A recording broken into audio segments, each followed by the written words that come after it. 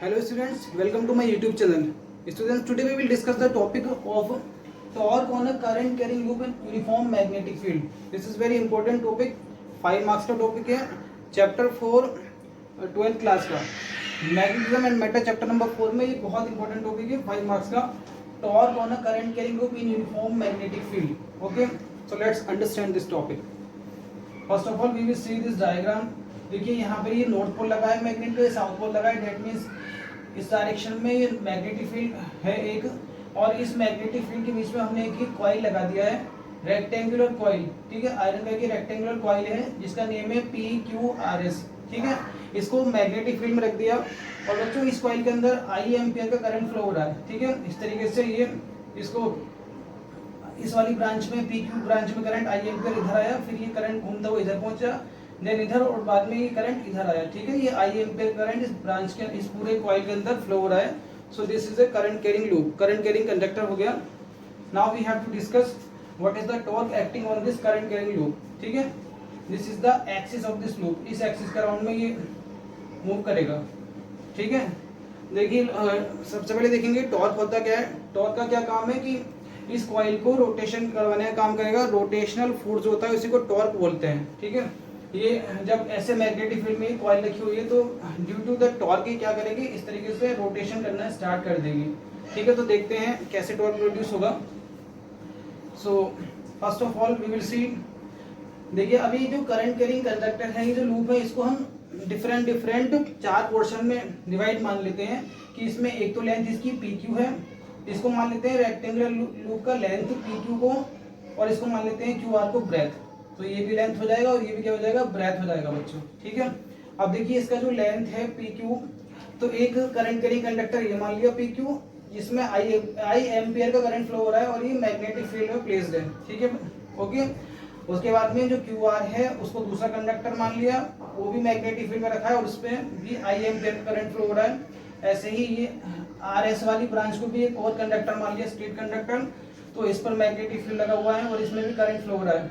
Similarly SP वाली जो branch है उसको भी मैग्नेटिक फील्ड में रखा हुआ है और उसमें भी एक I एम्पियर करंट फ्लो हो रहा है. ठीक है, तो इसको 4 डिफरेंट करंट कैरिंग कंडक्टर्स मान लिए और इनके सभी में करंट फ्लो हो रहा है. तो हम क्या करेंगे, इसको जब मैग्नेटिक फील्ड में रखेंगे, तो जब कभी भी किसी कंडक्टर को बच्चों मैग्नेटिक फील्ड में रखते हैं तो उस पर एक फोर्स लगता है, तो फोर्स की हेल्प से हम यहाँ पे टॉर्क फाइंड करेंगे. ठीक है, सबसे पहले हम फोर्स देख लेते हैं. देखिए इस वाली ब्रांच में जो फोर्स लगेगा वो F1 मान लेते हैं, इसमें जो फोर्स लगेगा वो F2, इसमें F3 और इसमें F4 फोर्स मान लेते हैं. ठीक है, सो वी विल सी. सबसे पहले जो इस वाली ब्रांच में फोर्स लगेगा PQ वाली ब्रांच में, PQ वाली ब्रांच में बच्चों जो फोर्स लगेगा उस फोर्स को कैलकुलेट करते हैं. तो फोर्स का जो फॉर्मूला है F1, फॉर्मूला अप्लाई करेंगे BIL sin थीटा. ठीक है, करंट कैरिंग कंडक्टर को जब मैग्नेटिक फील्ड में रखते हैं तो फोर्स का फॉर्मूला BIL sin थीटा होता है. तो देखिए B को ऐसे लिखेंगे, I को ऐसे लिख दीजिए, और जो लेंथ है यहाँ पर मतलब एक्चुअली जो L है वो कौन सी साइड है, इसमें PQ वाली साइड है. तो PQ जो है यहाँ पर लेंथ जो है वो PQ है. ठीक है, तो यहाँ पर हम चाहे तो PQ लिखें या PQ का वैल्यू अगर लगा देंगे तो वह L हो जाएगा. तो BIL लगा दिया और साथ में लगाएंगे साइन थीटा. अब देखिए theta is the angle between the magnetic field and length of the conductor. ठीक है, तो देखिए मैग्नेटिक फील्ड इस डायरेक्शन में लगा है और जो लेंथ है वो ऐसे है करंट कैरिंग कंडक्टर की. जिस डायरेक्शन में करंट फ्लो हो रहा है उसके अकॉर्डिंग देखेंगे लेंथ. तो लेंथ की डायरेक्शन ये है, दैट मींस दोनों के बीच में जो एंगल है वो 90 डिग्री का है. ठीक है, तो हम यहाँ पे लगा देंगे साइन 90, और आपको बताया कि साइन 90 का आंसर होता है 1. दैट मींस जो फोर्स F1 आएगा उसका वैल्यू हो जाएगा BIL. ठीक है, this is the value of force F1 BIL. ठीक है, और इस फोर्स की जो डायरेक्शन देखेंगे वो फ्लेमिंग लेफ्ट हैंड रूल से फोर्स की डायरेक्शन समझ लेते हैं. फ्लेमिंग लेफ्ट हैंड रूल क्या होगा डायरेक्शन, कि according to the Fleming left hand rule, अगर ये कौन सा फर्स्ट फिंगर, सेंट्रल फिंगर और थंब को अगर म्यूचुअली परपेंडिकुलर करें, तो अगर फर्स्ट फिंगर मैग्नेटिक फील्ड की डायरेक्शन में है और जो सेंट्रल फिंगर अगर वो करंट को रिप्रेजेंट करता है, करंट की डायरेक्शन को, तो थंब जो होता है वो फोर्स की डायरेक्शन को रिप्रेजेंट करता है. तो देखिए यहाँ ला के देखते हैं, मैग्नेटिक फील्ड की जो डायरेक्शन है वो ये आ गई, this is the direction of magnetic field. और करंट जो है वो देखिए जैसे मेरी फिंगर नीचे आ रही है तो करंट जो है वो नीचे की डायरेक्शन में आ रहा है. ठीक है, मैग्नेटिक फील्ड की डायरेक्शन है, करंट की डायरेक्शन है, और जो थंब है हमारा वो इधर हमारे सामने की तरफ आया. इसका मतलब जो फोर्स लगेगा इस पे सामने की तरफ लगेगा, इस वाली साइड पे जो फोर्स लगेगा इधर लगेगा टुवर्ड्स मी. ठीक है, मेरी तरफ लगेगा. तो इस फोर्स की डायरेक्शन लिख देंगे ये सामने डायग्राम में रिप्रेजेंट हुई, ठीक है।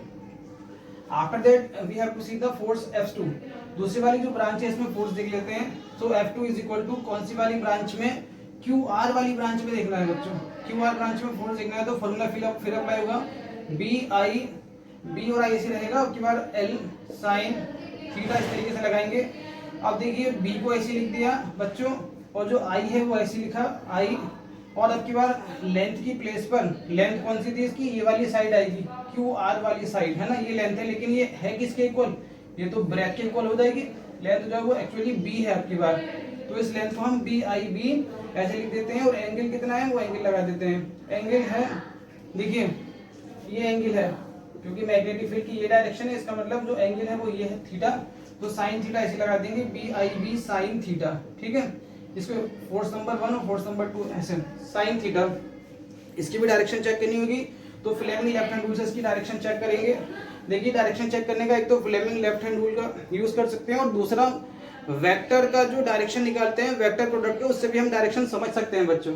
वेक्टर प्रोडक्ट का जो फॉर्मूला होता है उससे भी आप फोर्स की डायरेक्शन निकाल सकते हैं, उसके अकॉर्डिंग कि अगर एक हमारे पास वेक्टर A ये है और दूसरा वेक्टर B ये है, दोनों के बीच में एंगल थीटा है, तो इन दोनों का जो प्रोडक्ट आएगा उसका जो डायरेक्शन होगा वो क्या आएगा, इन प्रोडक्ट से जो क्वांटिटी मिलेगी। तो इसलिए क्या करते हैं कि दोनों वेक्टर से एक प्लेन बना लेते हैं, और उस प्लेन के परपेंडिकुलर में जो वेक्टर ड्रॉ होता है वो डायरेक्शन को रिप्रेजेंट करता है। तो हम ये वाला रूल भी यहाँ पर डायरेक्शन को फाइंड करने के लिए यूज कर सकते हैं। तो देखिए यहाँ पर इस रूल की हेल्प से देखेंगे या फ्लेमिंग लेफ्ट हैंड रूल की हेल्प से देखेंगे, वो रूल हम यहाँ पे भी यूज कर सकते थे, ठीक है। तो देखिए मैग्नेटिक फील्ड का है ये डायरेक्शन, और आपके पास जो लेंथ वाला कंपोनेंट है उसकी ये डायरेक्शन है, करंट के एंगल, करंट की डायरेक्शन के अकॉर्डिंग तो हम प्लेन बना लेते हैं इससे। तो देखिए प्लेन कैसे बनेगा, ये प्लेन बन जाएगा बच्चों, इस तरीके से इसको आगे बढ़ाएंगे तो this will represent the plane, ये प्लेन बन गया। तो क्योंकि प्लेन नीचे की डायरेक्शन में है तो इसका मतलब जो फोर्स लगेगा इसके परपेंडिकुलर नीचे की डायरेक्शन में आएगा, ठीक है। तो ये हो गया इसका डायरेक्शन, फोर्स हो जाएगा F2 वो नीचे की डायरेक्शन में आएगा, ठीक है। F2 फोर्स की जो डायरेक्शन आएगी नीचे की डायरेक्शन में आएगी, तो उसको लिख दिया, और F2 का जो वैल्यू आ जाएगा वो BIB साइन थीटा आया बच्चों, ठीक है। After that we have to see force number F3। इस वाली साइड में जो फोर्स लगेगा जिसको F3 बोलेंगे, F3 जो फोर्स बोलेंगे कौन सी साइड में निकालना है, RS वाली साइड में, RS साइड में निकालना है। तो फॉर्मूला फिर से यूज करेंगे, BIL साइन थीटा। अब इनकी वैल्यूज अप्लाई करेंगे, तो B को तो मैग्नेटिक फील्ड को ऐसे लिखा जाएगा, करंट भी इसमें इसी तरीके से I रहेगा, और जो L है वो क्या है आपकी बात, कौन सी वाली साइड है, RS वाली साइड है, एक्चुअली उसकी वैल्यू L ही है, ये तो लेंथ है ना, तो इसको L ही रहने देंगे, और साइन थीटा का मतलब एंगल देखेंगे। तो लेंथ के बीच में और मैग्नेटिक फील्ड के बीच में क्या एंगल है, लेंथ ऐसे ये है और मैग्नेटिक फील्ड ये है, तो अभी भी जो एंगल है वो कितना है, 90 डिग्री का ही एंगल है बच्चों। तो इसका मतलब साइन 90 अप्लाई कर लेंगे, and the sine value of sine 90 कितना हो जाएगा, 1। सो ये वाला फोर्स भी BIL बन जाएगा, ठीक है, BIL वाले फोर्स भी आ जाएगा। और इस वाले फोर्स की डायरेक्शन देखेंगे फ्लेमिंग लेफ्ट हैंड रूल से, या ये वेक्टर वाले रूल से। फ्लेमिंग लेफ्ट हैंड रूल से देखिए मैग्नेटिक फील्ड इस डायरेक्शन में जा रहा है, और ये वाली फिंगर करंट को रिप्रेजेंट करती है, तो करंट जो है वो ऊपर की डायरेक्शन में है आपकी बात, करंट ऊपर की डायरेक्शन में है, मैग्नेटिक फील्ड इस डायरेक्शन में है। तो इसका मतलब ये जो फिंगर है हमारा, जो थंब है वो टुवर्ड्स बोर्ड, उधर गया है ना बोर्ड की तरफ को, तो ये डायरेक्शन हो जाएगी फोर्स की। तो फोर्स हमारा आपकी बार इस डायरेक्शन में आएगा, है ना, बोर्ड की तरफ को ये फोर्स की डायरेक्शन जाएगी। ये वाला जो फोर्स था वो हमारी तरफ आ रहा था, और ये वाला जो फोर्स है वो इसके अपोजिट डायरेक्शन में ऐसे गया है, ठीक है। चाहे तो वेक्टर रूल का यूज कर लेंगे, उससे देखेंगे तो देखिए मैग्नेटिक फील्ड ये है और ये वाला जो लेंथ है वो ये है, तो इनसे प्लेन ये बन जाएगा, तो प्लेन के परपेंडिकुलर उस डायरेक्शन में अभी भी फोर्स जाएगा, तो ये हो गया, ठीक है। After that we have to see force number F4। तो F4 वाला फोर्स देखिए बच्चों, क्या करेंगे, फोर्स कौन सी वाली आर्म पर निकालना है, आर्म है आपकी बार SP वाली आर्म पर फोर्स निकालना है। तो फॉर्मूला फिर से करंट कैरिंग कंडक्टर वाला आएगा, मैग्नेटिक फील्ड में रखेंगे तो क्या हो जाएगा, BIL साइन थीटा, ये लगाएंगे BIL साइन थीटा, ठीक है। तो देखिए इसमें जो लेंथ है, लेंथ कौन सी वाली है, SP वाली लेंथ आएगी, और SP एक्चुअली जो लेंथ है वो कितनी है, वो तो ब्रेथ हो गई ना इसका, इस वाली साइड की, L की जगह पे जो SP की जगह पर L आ रहा है, तो उसकी जगह पर आपको B यूज करना पड़ेगा, ठीक है। तो लिखेंगे आई बी। अब बच्चों थीटा देखना है, थीटा कौन सा है, तो देखिए इस करंट की जो डायरेक्शन है वो ये आ रही है ना, करंट ऐसे घूमता हुआ है, इसका मतलब लेंथ की ये डायरेक्शन है, मैग्नेटिक फील्ड की ये डायरेक्शन है, तो इनके बीच में ये वाला एंगल थीटा था, मैग्नेटिक फील्ड के साथ में ये एंगल थीटा बना हुआ है, लेकिन हमें ये वाला एंगल देखना है क्योंकि करंट वाली लेंथ की ये डायरेक्शन है और मैग्नेटिक फील्ड की ये डायरेक्शन है, तो ये एंगल सर्च करना है, तो ये एंगल हो जाएगा 180 माइनस थीटा। ठीक है, इस एंगल को हम बोलेंगे 180 माइनस थीटा। तो यहाँ पर साइन में क्या रहेगा angle 180 minus theta, and sine 180 minus theta क्या होता है, साइन थीटा। तो F4 का जो आंसर आएगा BIB साइन थीटा आ जाएगा बच्चों, BIB साइन थीटा। ठीक है, ये जो फोर्स नंबर 4 आएगा उसका वैल्यू आएगा। और अब क्या करेंगे, इस फोर्स की डायरेक्शन चेक करेंगे, तो फ्लेमिंग लेफ्ट हैंड रूल लगाएं या वेक्टर वाला रूल लगाएं, वो देख लीजिए वेक्टर रूल के अकॉर्डिंग कि जो दो वेक्टर है उनसे प्लेन बना लीजिए। तो प्लेन कैसे बनेगा इन वेक्टर से, इस तरीके से, ये वाला वेक्टर ऐसा गया, ये वाला वेक्टर ऐसा गया, तो ये बन गया प्लेन। ठीक है, ये प्लेन बन गया, तो ये वाला प्लेन ऊपर की डायरेक्शन में बना है, इसका मतलब इनके परपेंडिकुलर ये जाएगा ऊपर, तो ये जो परपेंडिकुलर गया है यही फोर्स की डायरेक्शन को रिप्रेजेंट करेगा। ठीक है, तो फोर्स की जो डायरेक्शन हो जाएगी अपवर्ड हो जाएगी, ऊपर की डायरेक्शन में फोर्स गया है। ठीक है, तो ये वाला जो फोर्स गया है F4, फोर्स नंबर जो 4 है वो अपवर्ड डायरेक्शन में है, फोर्स नंबर जो 1 है वो हमारी तरफ आया है टुवर्ड्स मी इस डायरेक्शन में, और फोर्स नंबर जो 2 है वो डाउनवर्ड डायरेक्शन में है, और फोर्स नंबर जो 3 है वो टुवर्ड्स द बोर्ड इस डायरेक्शन में गया है। ठीक है, अब हम इस डायग्राम से समझ सकते हैं या जो मैथमेटिकल वैल्यूज फोर्स की आई हैं उससे समझ सकते हैं। देखिए जो फोर्स नंबर F4 है उसका वैल्यू कितना आया BIB साइन थीटा, और उसकी डायरेक्शन ऊपर को गई है, और फोर्स नंबर जो F2 है बच्चों उसका वैल्यू भी कितना आया था BIB साइन थीटा, और उसकी डायरेक्शन नीचे को आई है। ठीक है, इसका मतलब ये जो दोनों फोर्स हैं ये दोनों सेम मैग्नीट्यूड के, सेम वैल्यूज के हैं, सेम वैल्यूज के फोर्स हैं BIB sine theta, BIB sine theta, लेकिन इनकी डायरेक्शन एक की ऊपर जाती है तो दूसरे की नीचे आती है। इसका मतलब टू इक्वल अपोजिट फोर्सेस हो गए और उनकी डायरेक्शन फोर्सेस की वैल्यू सेम है, डायरेक्शन अलग अलग है, लेकिन इनकी लाइन ऑफ एक्शन जो है वो भी सेम है। जितना इफेक्ट ये नीचे देगा उतना इफेक्ट ये ऊपर देगा, तो ये एक दूसरे को कैंसिल कर देंगे, ये वाले फोर्स टॉर्क प्रोड्यूस नहीं करेंगे, एक दूसरे को कैंसिल कर देंगे। ठीक है, अब बात आती है फोर्स नंबर F1 की। तो F1 का जो वैल्यू आया BIL आया था, और फोर्स नंबर F3 का जो वैल्यू आया था वो भी BIL आया था। ये दोनों फोर्सेस भी मैग्नीट्यूड में सेम है, सेम मैग्नीट्यूड, और इसका जो डायरेक्शन है वो हमारी तरफ को आया था ये इस तरीके से, और दूसरे वाले फोर्स का जो डायरेक्शन था वो ऐसे गया था। ठीक है, एक इस डायरेक्शन में आ रहा है तो दूसरा इस डायरेक्शन में अपोजिट गया है, अपोजिट डायरेक्शन है, और इनका मैग्नीट्यूड सेम है। और एक बात और है कि इनकी लाइन ऑफ एक्शन अलग अलग हो गई, ये वाला फोर्स की लाइन ऑफ एक्शन ऐसे जा रही है इस तरीके से, जबकि इसकी लाइन ऑफ एक्शन ये गई है। ठीक है, तो ये वाला क्या करेगा, इसको ऐसे, ये वाला जो फोर्स है ये इसको ऐसे घुमाना चाहेगा इस डायरेक्शन में, ये वाला इसको ऐसे घुमाना चाहेगा। जैसे कि नोटबुक माने, जैसे ये नोटबुक थी इस तरीके से, एक जो फोर्स है वो इस डायरेक्शन में लगा, एक इस डायरेक्शन में लगा, तो ये वाला क्या करेगा, इसको ऐसे इधर घुमाना चाहेगा, और ये वाला जो है वो ऐसे लाना चाहेगा, तो ये बॉडी क्या कर देगी, कॉइल रोटेशन करना स्टार्ट कर देगी, है ना कॉइल। ये वाला ऐसे घुमाना चाहेगा और ये वाला ऐसे इधर लाना चाहेगा, तो ये इधर इफेक्ट शो करेगा, ये वाला इधर इफेक्ट शो करेगा, तो ये बॉडी को रोटेशन करवाना स्टार्ट कर देंगे, टॉर्क प्रोड्यूस कर देंगे बॉडी में। ठीक है, तो that means force F1 and F2 क्या लिखेंगे, force F1 and F3 are equal opposite in direction and they are having different line of action. Torque produce करने के लिए जो लाइन ऑफ एक्शन है उसका अलग अलग डिफरेंट होना बहुत जरूरी है, तो लाइन ऑफ एक्शन भी अलग अलग हो गई। दैट मींस ये दोनों फोर्स क्या करेंगे, अब टॉर्क प्रोड्यूस करेंगे। ठीक है, और जो टॉर्क है उसका वैल्यू कैलकुलेट करेंगे, तो देखते हैं आगे, इधर से रफ कर लेते हैं। नाउ वी विल सी, जो टॉर्क आएगा लिखेंगे टॉर्क, जिसको टॉ से रिप्रेजेंट करते हैं। टॉर्क का जो बेसिक फॉर्मूला होता है वो क्या होता है, पहले लिख देंगे इधर कि F1 एंड F2 ये क्या है, इक्वल अपोजिट है, इक्वल अपोजिट है, F1 and F3 sorry equal opposite है, और इनका डिफरेंट लाइन ऑफ एक्शन है ना, तो इसका मतलब ये टॉर्क प्रोड्यूस करेंगे, इतना थ्योरी में लिखेंगे। After that we will see the formula of torque. तो टॉर्क का जो बेसिक फॉर्मूला है वो अप्लाई करेंगे। What is the basic formula, क्या होता है कि जो कोई सा भी एक फोर्स लीजिए, 11th में पढ़ा था ये चैप्टर नंबर 7 में, कोई सा भी एक फोर्स लेंगे, चाहे F1 लीजिए F3 लीजिए, तो लिखिए आइदर फोर्स, और उसमें किससे मल्टीप्लाई कर देंगे, दोनों फोर्स की जो लाइन ऑफ एक्शन है उनके बीच की जो परपेंडिकुलर डिस्टेंस होती है उससे मल्टीप्लाई करेंगे। तो क्या करेंगे, परपेंडिकुलर डिस्टेंस जो है दोनों फोर्स की लाइन ऑफ एक्शन के बीच की, उससे मल्टीप्लाई कर देंगे यहाँ पर, ठीक है। तो फोर्स कोई सा भी लीजिए, F1 लीजिए या F3 लीजिए, ठीक है।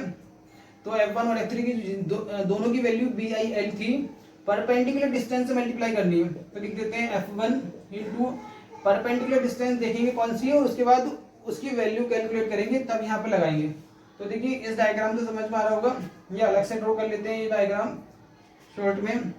कहाँ, मैं इधर ड्रॉ करके बता देता हूँ कि ये जो था मैग्नेटिक फील्ड था, इस तरीके से मैग्नेटिक फील्ड की ये डायरेक्शन थी और कॉइल हमारी ऐसी लगी हुई थी। इस वाली ब्रांच के अकॉर्डिंग देखते हैं, SP वाली ब्रांच के, और यहाँ पे कितना एंगल बना था, थीटा का एंगल, ठीक है।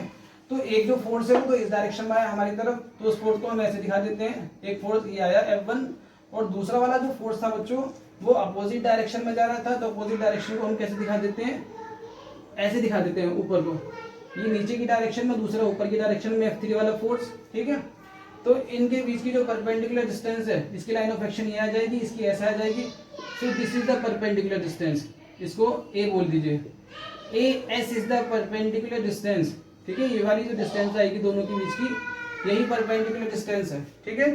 तो परपेंडिकुलर डिस्टेंस को हम क्या लिख देते हैं, AS, डायग्राम से AS is the perpendicular distance. अब देखिए इसकी वैल्यू निकालनी है, ये वाला एंगल अगर थीटा है तो ये वाला एंगल भी थीटा बनेगा, तो हमें क्या करना है, ये एक ट्राइंगल दिख रहा है APS, इस ट्राइंगल में cos थीटा का फॉर्मूला अप्लाई कर देंगे, है ना, क्योंकि हमें ये वाला बेस चाहिए, ये परपेंडिकुलर है इसका, ये बेस है, ये हाइपोटेनस है, तो अगर cos थीटा का फॉर्मूला लगाएंगे, और इस साइड की जो वैल्यू थी वो B थी क्योंकि ब्रेथ थी उसकी है, cos थीटा का फॉर्मूला क्या होता है, बेस अपॉन हाइपोटेनस, बेस कौन सा है, AS, और हाइपोटेनस इसका ये PS है जिसकी वैल्यू B है, दैट मींस ये इस साइड का वैल्यू कितना आ जाएगा, B cos थीटा, ठीक है।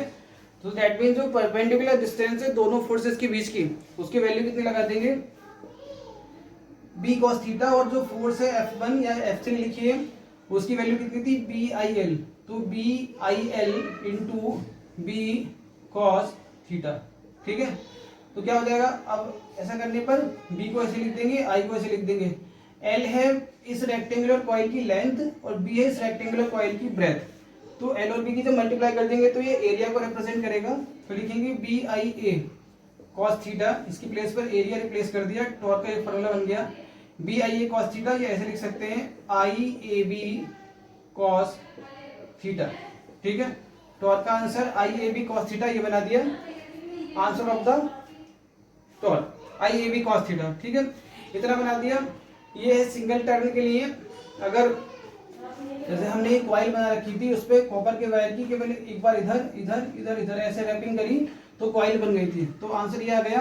अगर एक बार और रैपिंग कर देंगे तो ये टू टाइम्स हो जाएगा ना, 2IAB cos थीटा, ऐसे अगर n टाइम्स उसको नंबर टर्न लेंगे for n number of turns, इसका आंसर हो जाएगा NIAB cos थीटा, तो वो लिख देते हैं बाद में for n number of turns, ठीक है। तो लिखेंगे for n number of turns, अगर n नंबर के टर्न है तो क्या हो जाएगा, टॉर्क का आंसर हो जाएगा NIAB cos theta, this will be NIAB cos theta, ठीक है, इतना हो जाएगा NIAB cos थीटा। तो बच्चों देखिए ये एक टॉर्क का फॉर्मूला बन गया, टॉर्क कैलकुलेट करने का रेक्टेंगुलर कॉइल में ये फॉर्मूला बनाया है NIAB cos थीटा, ठीक है। ये फॉर्मूला यहाँ पर cos के टर्म में आया है, बट कभी कभी यही फॉर्मूला एग्जाम में साइन की टर्म में लिखा हुआ आता है, तो अगर साइन की टर्म में फॉर्मूला लिखा हुआ आएगा तो उसको कैसे लिखेंगे, उसमें कंफ्यूज होने की कोई जरूरत नहीं है, इसकी बस एक लाइन और बढ़ा लेंगे कि साइन की टर्म में इसको कैसे बना सकते हैं, ठीक है। तो साइन की टर्म में देख लेते हैं, इस डायग्राम को रफ कर लेते हैं। देखिए साइन की टर्म में जब बनाएंगे फॉर्मूला को तो यहाँ से देखेंगे ये हमारी मैग्नेटिक फील्ड की डायरेक्शन थी और इस तरीके से कॉइल थी, SP वाली ब्रांच को लेकर दिखा रहे हैं, इस वाली ब्रांच को, SP वाली ब्रांच को, तो यहाँ पे जो एंगल है ये थीटा है, ठीक है। तो जब ये कॉइल ऐसे रोटेशन कर रही है, ऐसे रोटेशन कर रही है, ठीक है, तो इस वाली साइड के अकॉर्डिंग अगर हम नॉर्मल ड्रॉ करेंगे तो नॉर्मल ऐसे जाएगा, है ना, इस वाली साइड के अकॉर्डिंग अगर नॉर्मल ड्रॉ करेंगे तो नॉर्मल ये बन जाएगा, और ये वाला जो एंगल बनाया है मैग्नेटिक फील्ड के बीच में, और यहाँ इसको n बोल दीजिए, इसको अल्फा बोल लेते हैं, ठीक है, this angle is alpha, magnetic field का और ये वाला जो एंगल है इस नॉर्मल के बीच का, इसको अल्फा बोल लेते हैं, और बच्चों ये जो टोटल एंगल होगा ये वाला, ये तो 90 होगा, ठीक है। तो ऐसे चेक करेंगे कि अल्फा को, ये तो अल्फा हो गया और ये थीटा हो गया, जब अल्फा को और थीटा को ऐड करेंगे तो 90 डिग्री आएगा। तो अगर आप यहाँ से थीटा सेपरेट करेंगे then it will be 90 minus alpha, ठीक है। तो 90 माइनस अल्फा हो जाएगा। तो दैट मीन्स जो अभी हमने टॉर्क का आंसर बनाया था, टॉर्क का जो फॉर्मूला बनाया था, उसमें थीटा की प्लेस पर 90 माइनस अल्फा लगा देंगे। Then we will see torque tau is equal to NIAB cos 90 minus alpha, ठीक है। और देखिए कॉस 90 माइनस अल्फा से अभी क्या बन जाएगा, अब ये साइन अल्फा बन जाएगा, है ना। Cos 90 minus alpha is equal to sine alpha. तो टॉर्क का आंसर क्या बन जाएगा, NIAB sine alpha, NIAB sine alpha, ठीक है। तो देखिए NIAB कॉस थीटा ये भी ठीक है, ये कॉस की टर्म में है, और NIAB साइन अल्फा ये साइन की टर्म में है, ठीक है। दोनों ही फॉर्मूलास ठीक है, कॉस की टर्म में आएगा और साइन की टर्म में आएगा, लेकिन दोनों में एंगल अलग अलग है, इस बात का ध्यान रखिए। और एक चीज और है बच्चों, इसको थोड़ा रिड्यूस करने के लिए, ये जो इसमें आया है NIA ये पता है हमें कि NIA को हम बोलते हैं मैग्नेटिक डाइपोल मोमेंट। ये पढ़ा है कि नंबर ऑफ टर्न्स की, करंट की और एरिया की जब मल्टीप्लाई करते हैं तो इसको बोलते हैं मैग्नेटिक डाइपोल मोमेंट, और इसको कैपिटल M से रिप्रेजेंट करते हैं, ठीक है। It is magnetic dipole moment capital M, ठीक है। तो यहाँ पे टॉर्क की प्लेस पर क्या लगा देंगे, torque tau is equal to NIA को लिख देंगे capital M P sine alpha, ठीक है, capital M P sine alpha. इस तरीके से लिख सकते हैं इसको, टॉर्क को in the term of sine और मैग्नेटिक डाइपोल मोमेंट की टर्म में। और अगर इसको वेक्टर फॉर्म में लिखना होगा, इन वेक्टर फॉर्म, तो बच्चों वेक्टर फॉर्म में कैसे लिखेंगे, ये देखिए वेक्टर फॉर्म में लिखने के लिए क्योंकि ए बी साइन थीटा क्या होता है, vector A cross vector B, ऐसे ही एम बी साइन अल्फा क्या हो जाएगा, vector M cross vector B. तो ये टॉर्क का फॉर्मूला बन जाएगा वेक्टर फॉर्म में, vector M cross vector B, ठीक है। तो देखिए ये कंप्लीट हुआ टॉर्क का टॉपिक, बहुत ज्यादा इंपॉर्टेंट टॉपिक है, 5 मार्क्स का टॉपिक है। तो अच्छे से आप इसको समझिए और सॉल्व कीजिए, ठीक है। देखिए बच्चों, अगर आपको ये टॉपिक समझ में आ रहे हैं, अगर वीडियो समझ में आ रही है, सारे टॉपिक समझ में आ रहे हैं, तो आप चैनल को सब्सक्राइब कीजिए, और मैं धीरे धीरे सारे ही टॉपिक्स की वीडियोस यहाँ पे लाता रहूँगा, ठीक है। So thank you for watching.